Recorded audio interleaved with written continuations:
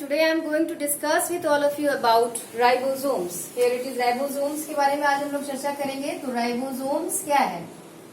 Ribosomes are the smallest among all cell organelles. सबसे छोटा cell organelle का credit इसी राइबोसोम्स को जाता है.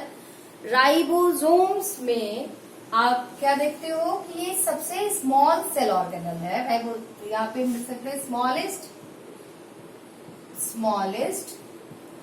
Cell organelle. ठीक है, स्मॉलेस्ट सेल ऑर्गेनल भी है. और दूसरा क्या है कि इसमें without any membrane, there is no any membrane surrounded. इसके अनलाइक अदर ऑर्गेनल को हमने क्या देखा, या तो वो टू मेम्ब्रेन से सराउंडेड था या single membrane bound organelles are there. But in case of ribosome it is membrane less. तो अब no membrane surrounded, no membrane bound. ये भी है ऑर्गेनल में अगर आता है तो आप ये लिख सकते हैं कोई मेम्ब्रेन नहीं है. अब आप इसकी डिस्कवरी को देखो. Discovery of ribosomes by the advancement in microscope only, because ये स्मॉल होने के साथ साथ इसके अल्ट्रा स्ट्रक्चर को देखना काफी डिफिकल्ट रहा होगा. तो जब डिस्कवरी हुई इलेक्ट्रॉन माइक्रोस्कोप की, after that ribosome get discovered by George Emil Palade. Okay, so George Emil Pallad in year 1950s discovered this very small or tiny organelle. So discovery by George Emil Pallad. Okay, in year 1950s.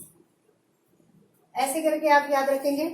Next 1950s के इसकी discovery के बाद इसके उस समय नाम microsomes, like microsome, very small organelles are. But after that the name ribosome was proposed और coined by Robert. So the name ribosome term or name given by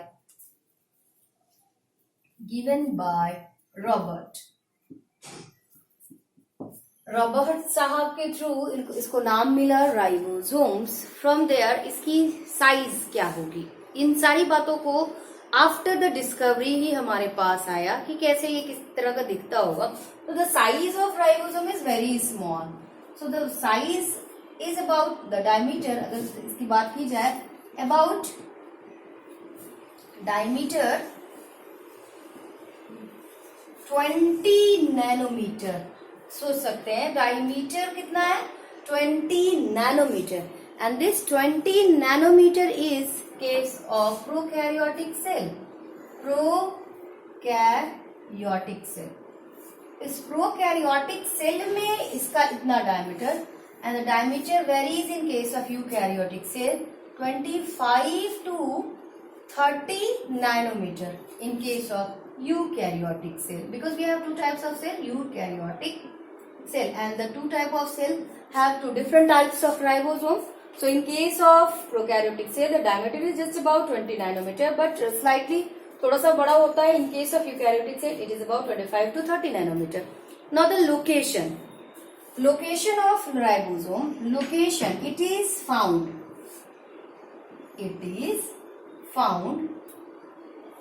in cytoplasm of living cell. Cytoplasm of living cell में तो है ही, इसके साथ साथ additionally eukaryotic cell में ये endoplasmic reticulum के मेम्ब्रेन पे भी बाउंडेड होता है. ये इंडोप्लाज्मिक रेटिकुलम पे कैसे बाउंड होता है, ये सारा इंडोप्लाज्मिक रेटिकुलम मैंने जो पढ़ाया है उस वीडियोस में मैंने बता रखा है. So it is found in cytoplasm of living cell. मतलब नंबर ऑफ राइबोसोम, नंबर क्या हो सकता है.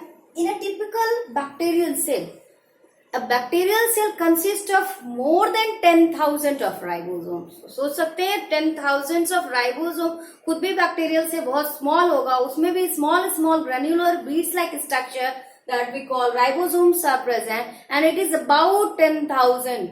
So number wise में ये बहुत ज्यादा होता है. किसी भी सेल में, साइटोप्लाज्म में होता है number in typical bacterial cell about 10,000 of ribosomes, 10,000 of ribosomes are found. तो एक बैक्टीरियल सेल में जब ये 10,000 से ज्यादा राइबोसोम हो सकता है, तो व्हाट अबाउट यूकैरियोटिक सेल? तो ऑब्वियसली इसका कई गुना ज्यादा अमाउंट आपका यूकैरियोटिक सेल के साइटोप्लाज्म में राइबोसोम्स आपको मिल जाते हैं. तो राइबोसोम्स के नंबर, लोकेशन, साइज, डिस्कवरी, इन सबको हमने देखा. अब इसके स्ट्रक्चर को हम लोग देखते हैं. समहाउ जो इसका स्ट्रक्चर ऑब्जर्व हुआ through microscope, through electron microscope, वो दिखता कैसा है? So it has two subunits. Okay, the structure of ribosome have two subunits. कैसा होता है ये दो तरह से मैं बता देती हूँ. एक प्रोकैरियोटिक राइबोसोम्स का और दूसरा होगा हमारा यूकैरियोटिक राइबोसोम्स का. वो कैसा दिखता है, कितना खूबसूरत सा स्ट्रक्चर है इसका. और तो बहुत स्मॉल है तो थोड़ा बड़ा इलाज करके मैं बनाऊंगी यहाँ पे. तो it is all about prokaryotic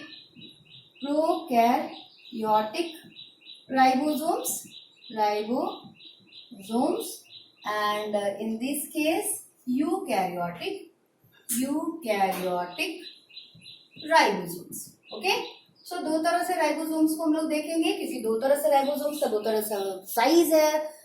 all the function wise same ही है, प्रोटीन सिंथेसिस ही करेगा, लेकिन साइज में थोड़ा सा अंतर है. वो साइज का क्या अंतर है? So it both consist of two subunits. One is small, तो देखो ये स्मॉल सा है, और अनदर वन इज लार्ज. ये एक हो गया. इसमें इससे थोड़ा सा बड़ा, मतलब स्मॉल सब यूनिट हल्का बड़ा और large subunit as compare to small, ये भी थोड़ा सा बड़ा होगा. ये small subunit, this is small subunit and this one is what? Large subunit. ये क्या है? लार्ज सब यूनिट है. Okay, in this case also it is a small subunit,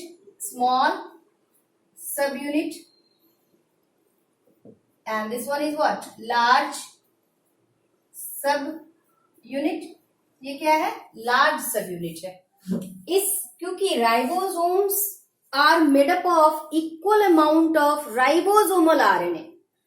very important point मैं discuss कर रही हूं यहाँ पे भी कि राइबोसोम्स का जो कंपोजिशन है जिससे कि राइबोसोम्स बना हुआ है वो है राइबोसोमल आरएनए और proteins. So ribosomes are consist और राइबोसोम्स आर रफली made up of ribosomal RNA and proteins. तो इट इज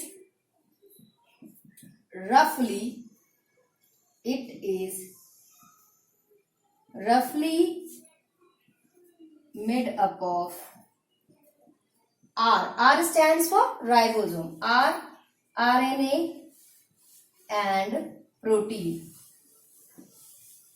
ठीक है. Same in this case also. It is roughly made up of equal amount of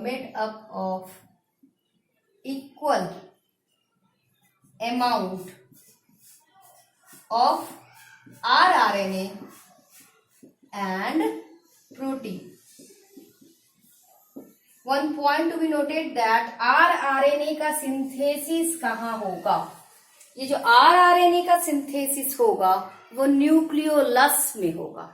This ribosomal RNA is synthesized in the nucleolus of nucleus.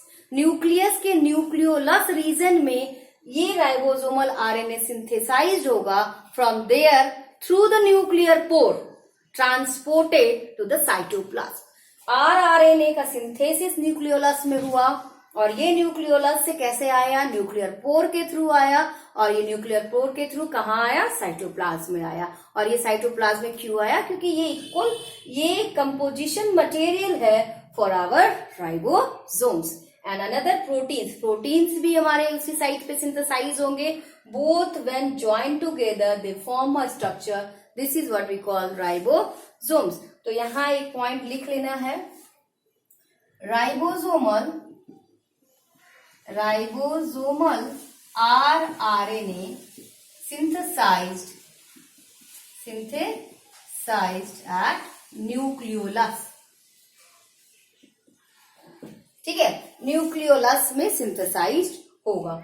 इस दोनों सब unit की खासियत आप समझो, क्योंकि ये बना हुआ है तो प्रोटीन एंड ऑल, तो ये यहाँ पे दिस सब unit is made up of 1 rRNA, क्योंकि RNA होगा, plus 21 proteins, 21 protein. while this large सब यूनिट, इस लार्ज सब यूनिट की बात अगर की जाए तो ये लार्ज सब यूनिट बना हुआ रहता है 3 rRNA एंड प्लस, इसी में प्लस आप 34 प्रोटीन्स, मोर देन 34 भी आप लिख सकते हैं यहाँ पे, क्योंकि ये टिपिकल 34 ऑब्जर्वेशन हम लोगों ने इस प्रोकैरियोटिक राइबोसोम से देखा था। तो मोर देन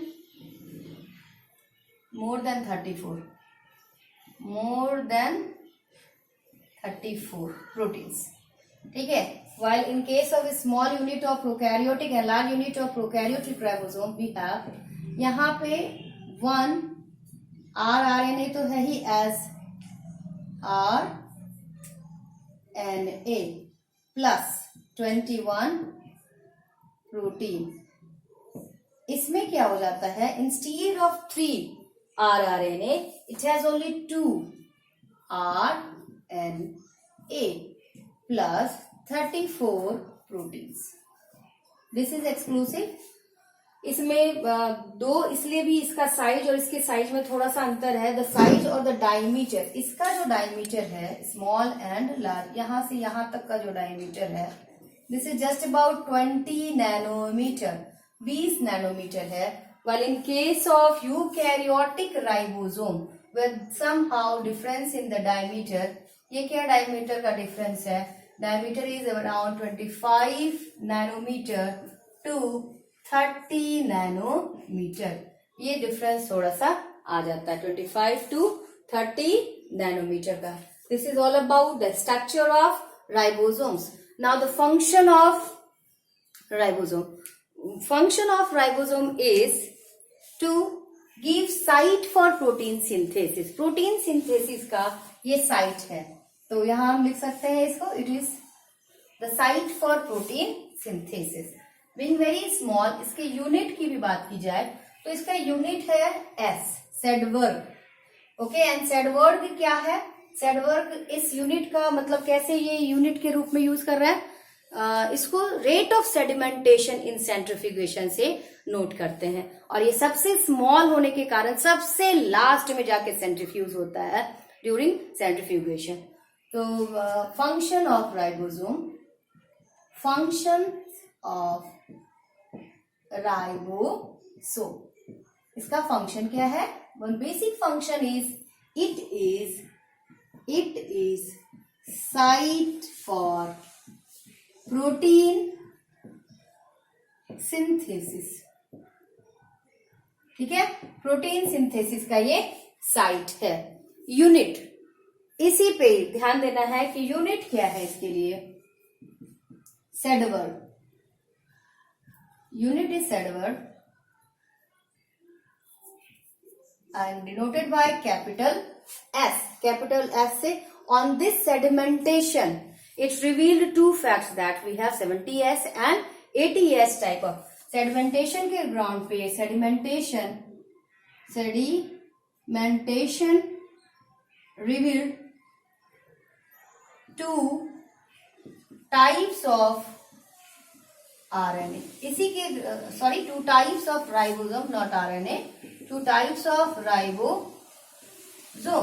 आइए two types of ribosomes क्या क्या था, एक था प्रोकैरियोटिक जिसको कि हम लोग 70S में बोले, और दूसरा है यूकैरियोटिक जिसको कि हम लोग 80S ribosome, 70S ribosome and 80S ribosome. ये साइट है प्रोटीन सिंथेसिस का ये सब। अब ये प्रोटीन सिंथेसिस में हम लोग देखेंगे कि किस तरह से इस प्रोटीन सिंथेसिस के लिए राइबोसोम्स को एक फैक्ट्री बना दिया गया है, and different type of messenger RNA or molecules which are responsible for the synthesis of protein precisely take their position in this particular ribosomes. So ribosomes वहां पे फिर एक यूनिक स्ट्रक्चर ले लेता है जिसको हम लोग पॉलीजोम या पॉलीराइबोसोम्स भी बोलेंगे। वो इस तरह से थोड़ा सा मैं बता देती हूँ ऐसे, इसके बाद हम लोग जब प्रोटीन सिंथेसिस देखेंगे उस समय हम दिखाएंगे कि देखो तो क्या होता है कि ये एक राइबोसोम का छोटा, दूसरा वन लार्ज सब यूनिट, ये messenger RNA, this thread like structure is mRNA, okay, this one is mRNA, and over this mRNA these small beads on string like structure, beads on string like structure and many more। इसी तरह से this structure combinedly, इसको हम लोग क्या बोलते हैं, पॉलीजोम्स। और ये पॉलीजोम्स कब बनेगा, जब प्रोटीन सिंथेसिस करेगा राइबोसोम्स के साइट पे, और इसी तरह से एक एक ribosome move on in the thread of messenger RNA and synthesize proteins. So this is the beauty of ribosomes. It is all about ribosomes. In our next video we will talk about next.